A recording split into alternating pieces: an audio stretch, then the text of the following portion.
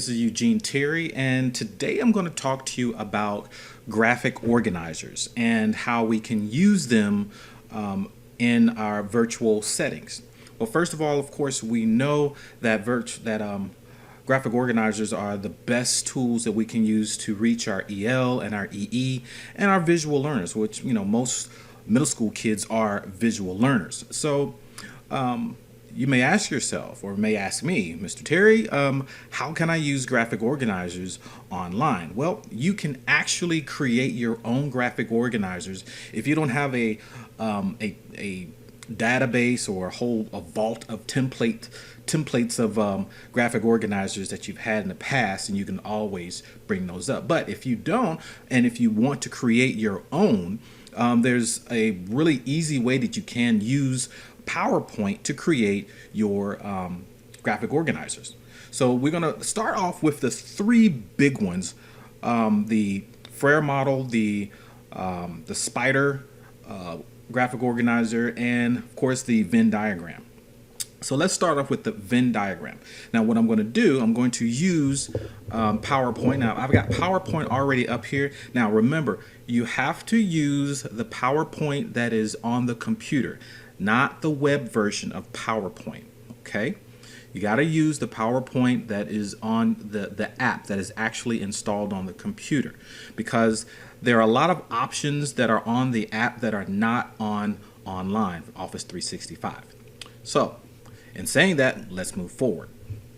So right now, I've got three different slides that I had just opened those up, and I've erased everything off the slides so I can just create my graphic organizer. You can also do this in Microsoft Word, but it's a little bit more user-friendly when you're using PowerPoint, because PowerPoint was made to show charts and graphs and all that stuff. So what I'm going to do, I'm going to click on my first slide, and we're going to do a Venn diagram first.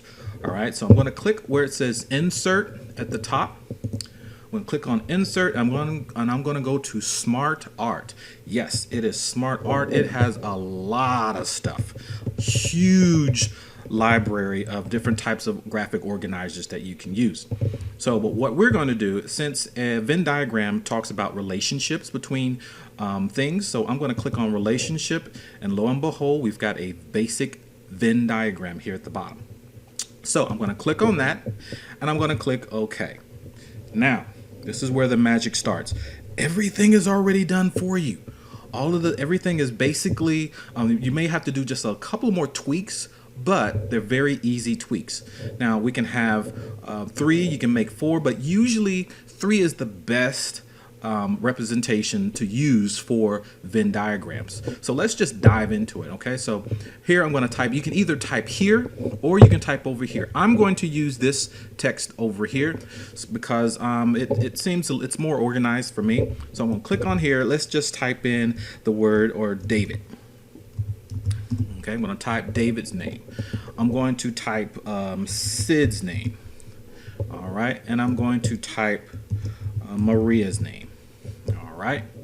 Now, what kind of relationships can we have, or we can create with these kids? Well, let's just say all of them take certain classes, and some of the kids take a class that another kid isn't in. So what we're going to do, this right here, this is one of the things that Microsoft does not do for you. You're actually going to have to create a space to type in things where they intersect. So what I'm going to do, now remember, this is Smart Art, so we can actually move these things around. So I'm going to move that up here. I'm going to move this here, and you'll probably see why I'm moving that here, so we can have a lot of space to use here. So this is what I'm going to move that over just a little bit there. And so what I'm going to do, I'm going to add some words. Now, you notice there's nowhere to put words. So we're going to have to create a space to put words. So what I'm going to do, I'm going to go up here where it says Insert again. Insert is going to be our best friend. I'm going to click here where it says Text Box. Okay, draw a text box. I'm going to click on that. And I'm going to go right here. I'm going to click between David and Maria. All right, and I'm going to create a text box like that. All right, so I'm going to say David and Maria, they they take math together. They're in the same math class together. All right. Now what I'm going to do, I'm going to click on here and I'm going to copy. I'm going to Control V and I'm going to paste. I'm going to put that there. I'm going to do another one. I'm going to put this here. I'm going to do another one. Copy it. This is Control V. I'm pressing Control V. All right. I'm going to click that here. David and Maria both have math class. I'm going to change this. Sid and David have science. Okay. Science together. All right. Maria and Sid both have English together. All right, I'm going to move this over here. And all of them take PE together. All right. All right. Now this is very simple, extremely elementary, but as you can see, you can use this to create a tape diagram, but this, you can create a Venn diagram. Now, you say, Mr. Terry, okay, well, what if I wanted my kids to actually fill them in themselves? Well, this is awesome because what all you can do is just change the words to blanks. Now the kids will know what to do once, of course, when they start typing, the blanks will disappear, or you can use this as a template and print it out whenever you get back into, if we get back into our classrooms.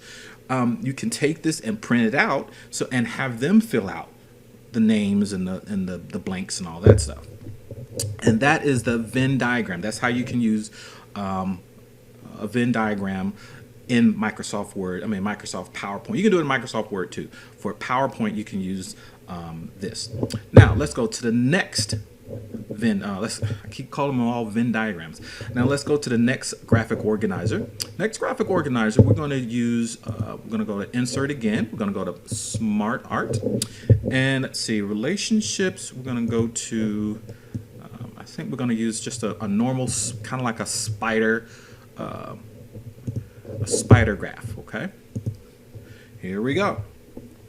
Now with this here, what you can do sometimes with this one here, you can actually create more spiders or more legs from each one. And let me give you an example.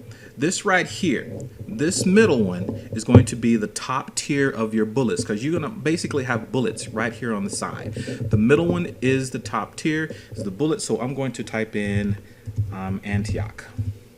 Okay. All right. It's Smart Art, so it actually made sure that the words go right inside of that little box. Now, this next one right here, you notice is right here at the top. We have teachers. Okay. We have we got students. Now you can do anything you want. We've got what's another? We've got office staff. Oops. All right. And we've got admin. All right. Now, sometimes you would like to have different things that come out from each one of these things, like responsibilities. Teachers' responsibilities is to, I'm going to click here. I'm going to go right here where it says teachers, because this is where this controls all of this right here. So I'm going to click on teachers and I'm going to press enter. Now, if you notice, if I press enter, all of these, I'm adding one more bullet, but I actually want this to be connected to my teachers because I want my teachers to be doing something. I want something to be coming from the teachers and not everything else. So I'm going to press the tab button on my keyboard and look at what happens. It gives me, or it allows me to type. Teachers give instruction. it allows me to type instruct. All right. And then if I do it again, it's going to allow me to teachers care. All right. And of course, you can do that to all of these. Okay, like Antioch, especially here. What I'm going to do, I'm going to press enter, and I'm going to press the tab again. All right, and this is going to be 50/50 blue hole. All right. So what I'm going to do, I'm going to fix this right here, right there. All right. And what I can do, you can do a lot of things. You can change the size and all that stuff of the charts. Now, sometimes there are spider charts that you actually want the little legs. I think I chose the one that didn't give me the legs. Let me go to a next one. So since I'm gonna go here. Oops, I'm actually going to go here. Let's just say you chose the wrong type of graph or the wrong type of chart. You can actually right-click. Go to layout, and I'm going to go to more layouts because I think I chose the wrong one. Oh, here we go. This is the one. This is the one here. Now look at this. Watch what happens when I click on this one. Did you notice what happens? Now I've got legs coming from the teacher, instruct, and care. All right. And if you look here, if you look right here, you'll notice that if I want to add another thing for students, okay, I'm going to click on students. I'm going to click right here. I'm going to enter. All right. Now it's going to give me a whole, it's going to give me another one here, but I want this to be part of the student. So I'm going to click on tab and look at this. It gives me another tab that's connected to students, but nothing else. All right. So here I'm going to type in learn. All right, students will learn. Okay, whoops. There we go, learn. Now the beautiful thing about this is that if you take this, I can move it around. Look at that. I can move it around and it's still going to be connected. Wherever I go, it's going to be connected to that student. Anywhere here, all of this stuff too. Same thing. All right, because it's all connected right here. It's a subpart of teachers. All right. Now the last one is very simple, probably a little bit more simple than the first two. We're going to use a Frere model. I use a Frere model a lot when I'm talking about when I'm introducing new vocabularies, and especially when I'm introducing new concepts. So I'm going to click here. I'm going to also again go to insert. And I'm going to go to Smart Art. Now this is not called a Frere model here. You're going to have to go to Matrix. Okay, I'm going to click on Matrix, and here it is. It's the tiled matrix. I'm going to click OK. And there we have it. We've got a Frere model right here. And I'm going to type in, I don't know, I'm going to type in Tennessee. All right. And here, of course, you're going to have either a definition or location, but usually you would write in, definition. Oops. Define. I cannot spell. Define. You can do an example. I am just, and you can do a non-example. Or, and of course, like you can have them to draw a pic or insert a picture. All right.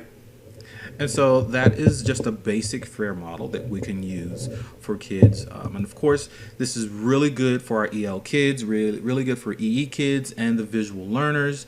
It's research-based, it's best practice to help kids connect visually. When they connect visually, they can connect to their real life also. Every last one of these, you can type them in, you can fill it, you can create blanks and print them out when we get a chance to do that, or you can send them to their Schoology accounts or email them, and they have them fill it out for themselves and send it back to you, take pictures of it. There's a lot of things that they can do with graphic organizers. This is Eugene Terry again, and thank you for listening.